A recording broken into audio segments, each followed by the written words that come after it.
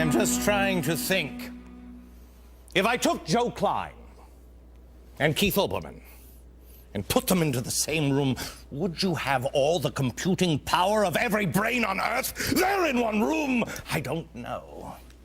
But they could quote Shakespeare out, damned spot out. Oh, it would be fabulous. Now, tomorrow is the State of the Union speech, and I'm so excited. I think America is waiting to see which approach the president take. Will he admit his mistakes, like everyone demanded George Bush do for so long, and now they seem to be over that? Or is he going to play the blame game? I'm going to take the blame game for 500, Alex. This president just can't take blame for anything. As a recovering alcoholic, may I say I recognize denial. He's suffered a few losses in New Jersey and Virginia. He's lost Ted Kennedy's seat, and that's a big seat. Then, as an alcoholic, he kind of is, I mean, what is this? It's like coming to in a bathroom on the floor, naked, for like the 15th day in a row. And they're like, what, I don't have a problem. I have vomit on my lip. That's what that's like. Plus, Republicans now have a good shot at winning Obama's, Biden's, Reid's, and Dodd's Senate seat. Yeah. That's the next step in alcoholism. That's like an alcoholic with whiskey shooting out of their pores and still saying, what? So I got whiskey shooting out of my pores. What? I got it under control. It's that damn George Bush, I'll tell you that right now. You see, the White House now has blamed Bush at least 7 times since yesterday. It's really what progressives do. I want to play come with me, I'm going to love this. I want to play a new game called Compare and Contrast. Yeah, I got to play Richard Dawson. I wish I had somebody here to kiss. Let's start with Hugo Chavez in Venezuela. Here he is. He has managed to stay in power since 1998, and he's done it because he's a good man. He's got the progressive, revolutionary blueprint. He's following it. Remember, game, compare, and contrast. Saw something from Rochdale Research. This is how they describe Chavez. He says he constantly attacks the money classes, charging them with creating the nation's problems. In doing so, he keeps the population in a constant state of anger over the fact that they have to suffer now due to the actions of the rich and those people over there who were once powerful. Come on, let's get them. Then he acts by penalizing the rich, by taking their wealth, taking their businesses, demanding that the masses must be paid. Every dime these people stole, he will return. Got it? Remember, every dime they stole, he will return. He constantly attacks the right of opposition to dissent. He argues that people must be quiet. So, got it? There's a failure. Then he assigns blame. Then he punishes those people. And anybody who disagrees, he silences dissent. Chavez comes into power and he starts implementing socialist programs, trade restrictions, current restrictions. Shocker. All these things, yeah, not working out for him. So there's inflation, there's crime, rising unrest. His response, step 1, assign blame, show me capitalism. Yes. Here he is in Copenhagen in December. Quote, our revolution seeks to help all people. Socialism, that's the way to save the planet. Capitalism is the road to hell. Let's fight against capitalism and make it obey us.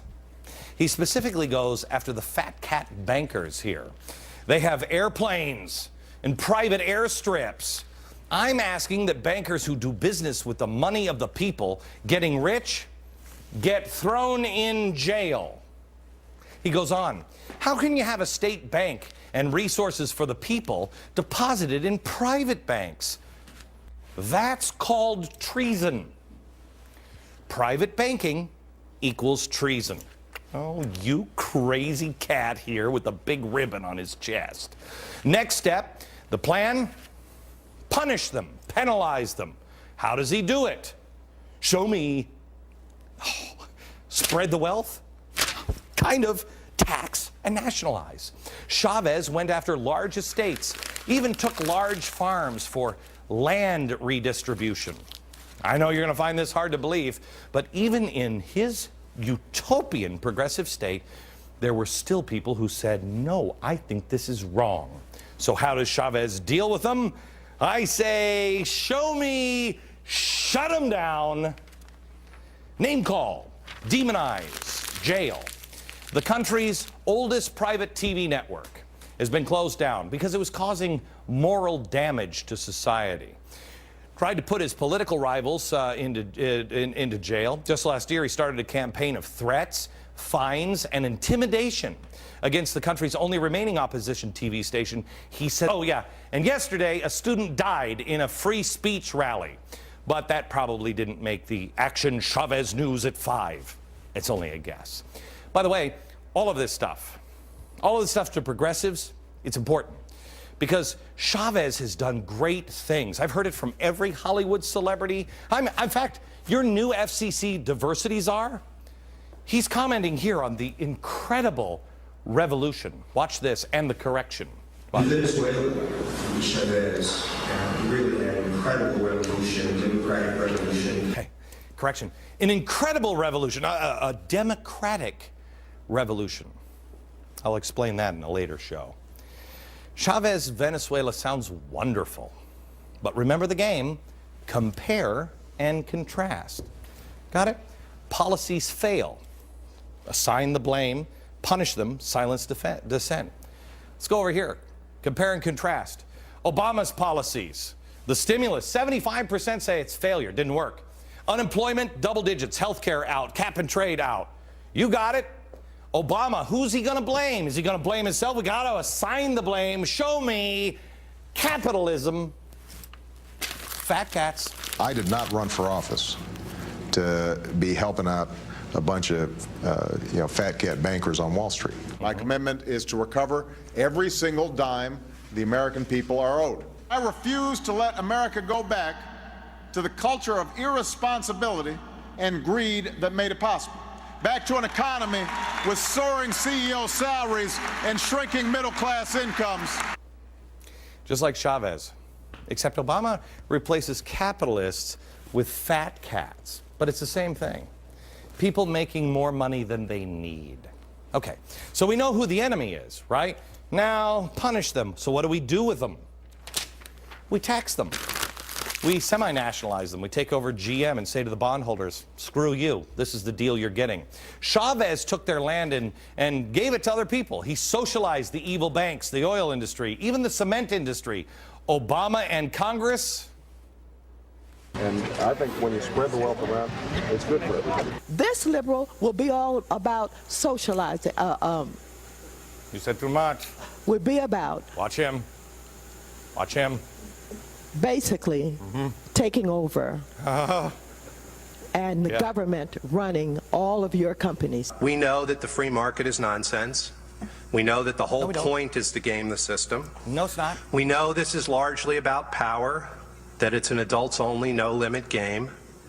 We kind of agree with Mao that political power comes largely from the barrel of a gun. Do we? I don't. So let's try out the Chavez thing, because that's working out well for Venezuela.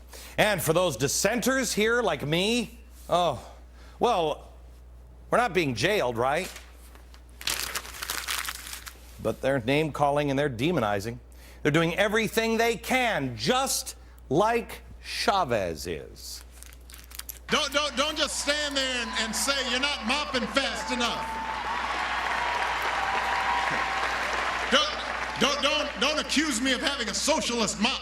You know, those of you who are watching certain news channels that on which I'm not very popular. It's true. It's not. He's not. And you see folks waving tea bags around. A lot of their news programming, it's really not news. It's pushing a point of view. And the bigger thing is that other news organizations like yours ought not to treat them that way. Isolate us. Remember the pattern. Failure, assign the blame, punish them, silence dissent. I mean, that silencing dissent, that should bother at least the old-timey Americans. If you remember history, in the words of George Washington, may I remember the words of George Washington. If men are to be precluded from offering their sentiments on a matter, in other words, you got to be able to say it. If you're cut out of the system, which may involve the most serious and alarming consequences that can invite the consideration of mankind. Reason is of no use. The freedom of speech may be taken away, and dumb and silent we may be led like sheep to the slaughter. He's only the guy on the bill that's worth very little. George Washington. But, as Newsweek told us, we're all socialists now, and maybe we are. Maybe we're just too dumb, according to Time magazine, to know what we should be for. Oh, but they'll tell us.